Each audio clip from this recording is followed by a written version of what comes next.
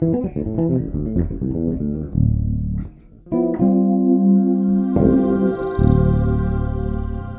this is Joe Hubbard from JoeHubbardBasicVideos.com coming at you today with another lesson.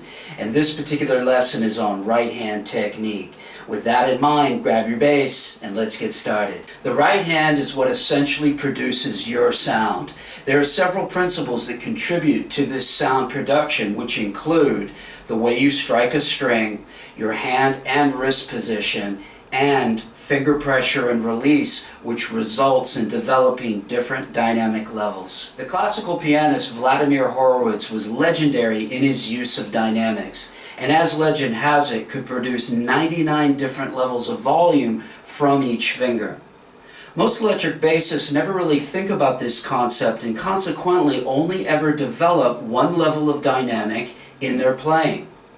When learning to develop your right hand technique, you want to be consciously learning how to be in total command and control of your own dynamic levels. Now stay with me. The first technique that we're going to talk about is how to strike a string on the electric bass effectively. And your 90% bread and butter move for striking a string is going to be called the rest stroke. This is where the tip of the finger presses the string to be played and then pulls in and rests on the next string down. Notice how when I pluck the string, I'm pulling it towards the pickup and into the next string. Okay? This enables the string to vibrate with more clarity, creating a more solid and punchy sound. So this is very important to understand. The next principle is that the movement comes from the second joint in the finger, the middle knuckle, not the first knuckle. You could just see for yourself that the circumference from the first knuckle to the tip of the finger is really long. From the middle joint to the tip is quite a bit smaller, enabling you to move across the fretboard with greater ease and greater fluidity. So this is incredibly important. Remember, as you go to press the string and it comes to rest on the next string down, when I go to pluck another note, I want to hold that first note that I plucked as long as I possibly can, and it actually exchanges simultaneously. So what I don't do is pluck this and lift this off. Okay, I pluck it and then simultaneously I move and pluck the next one. This sets up my next finger, sets up my next finger, and so forth. This is very important. So what you could do is just take an exercise just to get used to this, where you're practicing simultaneously plucking and then setting up your next pluck. Okay, this prepares itself to play the next note with efficiency. And also what's really important about this is it enables you to hold the note to the full duration. Okay, go practice. Successive notes are not played by the same finger of the right hand, but are produced by alternating fingers, usually the index in the middle. And this is where I suggest everyone starts from. This is the foundation. You can build on that later, but start with the index and the middle fingers and get that down efficiently. Remember guys like Jocko and Jeff Berlin, they play with two fingers, the index and the middle. So if it's good enough for them, it's probably good enough for anyone. Although I do encourage people, once they have developed a strong foundation, to adopt it to their own personal needs. Like for instance, if you look at someone like Matt Garrison, or if you look at someone like Gary Willis, who've adopted a technique to play with more fingers of the right hand. But guess the news, both of those guys started with the foundation of index and middle and developed that to a very strong level until their own personality was coming through much, much further down the line in their development, and then they got that together later to suit their own individual technique. The problem is you got a guy who's just started, he's been playing 3 months, and he's already talking about developing his own style of playing. This is incorrect and will only cause you problems in your development. So I would start with the index in the middle. Now here's the rule on this. When ascending, everything you play is going to be alternating. That's an easy thing to understand. It doesn't matter what it is. It could be by scale step or by arpeggio or intervallic skips. It's all going to be alternated as long as the line is melodically ascending. Where you start to change things is when you start descending. I'm going to start this off by demonstrating a C major scale in 2 octaves, really slowly, starting with the index finger. So I got index, middle, index, middle, index, middle, index, middle, index, middle, index, middle, index, middle, index. Now here's where things start to change, because remember, when ascending we alternate evenly. That's easy. It doesn't matter what we're playing, scale step, arpeggios, or intervallic motions. What happens is when we descend, that's where the thing comes in to change. So here's the rule on this. While descending, I want to alternate my fingers evenly as long as I'm playing on a single string. So if I'm here, index, middle, index, middle, index, middle. Right here I want to cross, and I'm going to cross with the same finger that played the last note on the string prior to the cross, which is my middle finger. And it's set up ready to play that note because I've used the rest stroke here. Okay? So what happens is I don't want to lift my finger and replace it with the index just to adhere to some kind of alternating finger thing. It kills our economy of motion, and it's not conducive to our instrument. So again, index, middle, index, middle, index, middle. Then I go middle, index, middle, index. Cross with the index, middle, index, index, middle. Okay, so this is very important, and what sort of ensues from this is when we play with the same finger over adjacent strings, this is what's called a raking technique.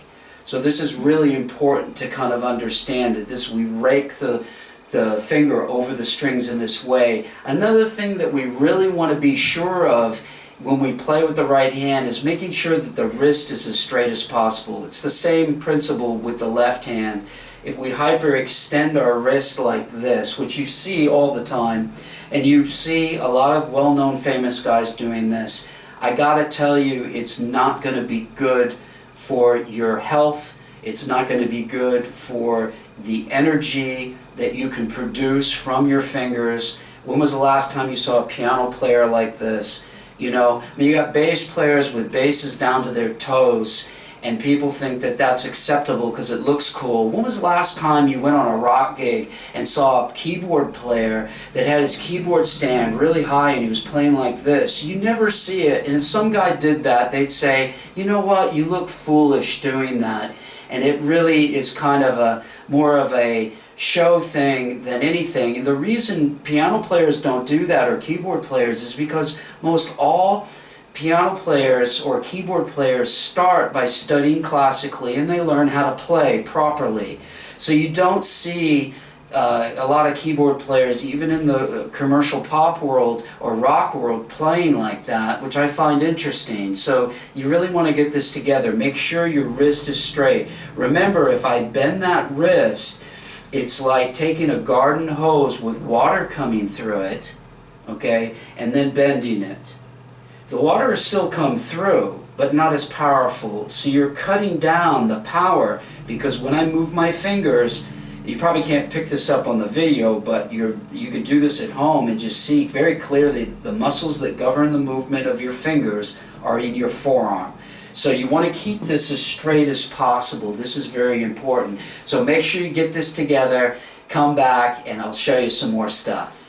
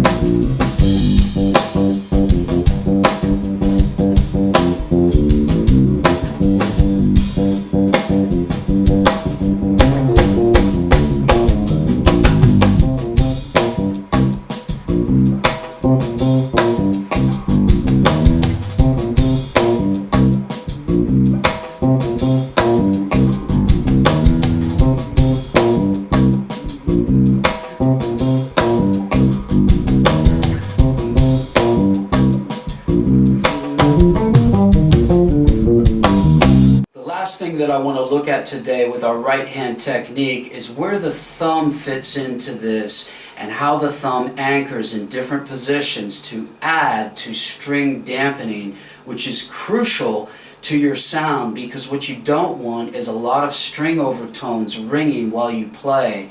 And there's a lot of young players that start and they don't know how to play and they don't know how to use this thumb anchoring system, and therefore, especially when they start recording, all you hear is a bunch of open string ringing tones. So it's very important to get this together.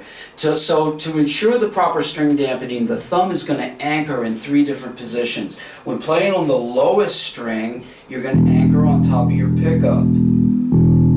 Now, the thing is remember we said, you know, the production of sound, your actual hand can be in different positions, and part of a sonic nuance, which is really an additive to the basic foundation of this, is maybe sometimes I might want to play up here because it might give me a more round sound, so I can then anchor here on the top of my fretboard. But to get started, I like to show guys on the pickups, front and then the back, okay? And really the 2 places to go is that because we anchor on our pickup to play the lowest string, but then when I move the thumb to play the next string up, I'm going to anchor that onto the E string. And then when I go to play the next 2 strings up, I'm going to anchor it on my A string, making sure to pull the thumb back to dampen the E string. Okay? Because if I do this, then that string will be open for harmonic resonance with the other tones, and it will start to sympathetically ring, and what you'll get is this overtone ringing, and you don't want that. So we've got the first position, the second position, and the third position. Look, I don't need a 4th position because when I play the G string, I'm using the rest stroke, and that comes to dampen the D string, so the only tone that's playing here is my G string at that moment. Okay. Now, there can occur a little bit of left-hand dampening, but the main source of your dampening wants to come from the right hand. You want to get this really clean so you can play through this efficiently. This is very important.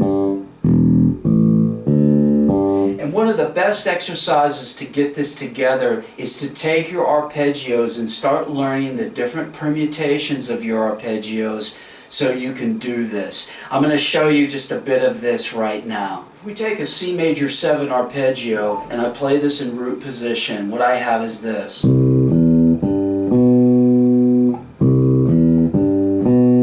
Look at how I'm fingering this.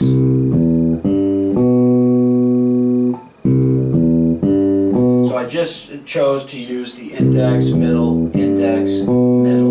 okay? Now, by using permutations, what I can do is I can reverse the last 2 notes, so I can have the root 3rd and then the 7, and then come back down to the 5.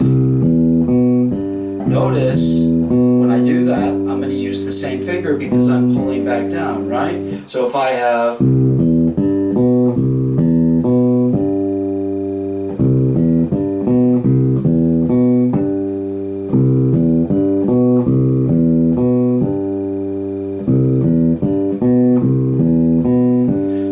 depends where you're actually starting that line. You can see there, sometimes I was starting on my index and sometimes I was starting on the middle.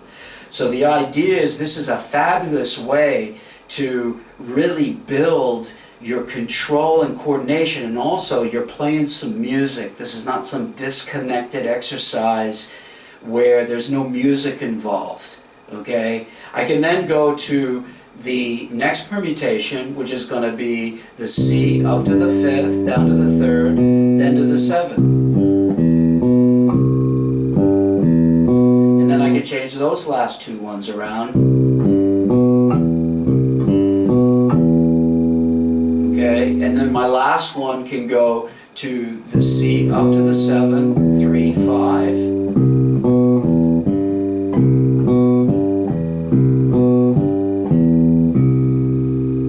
Okay, so so practice that. It's a great drill to practice. If you're still watching this video, then you've probably enjoyed the content of this lesson. So please hit the like button below and also feel free to leave your comments.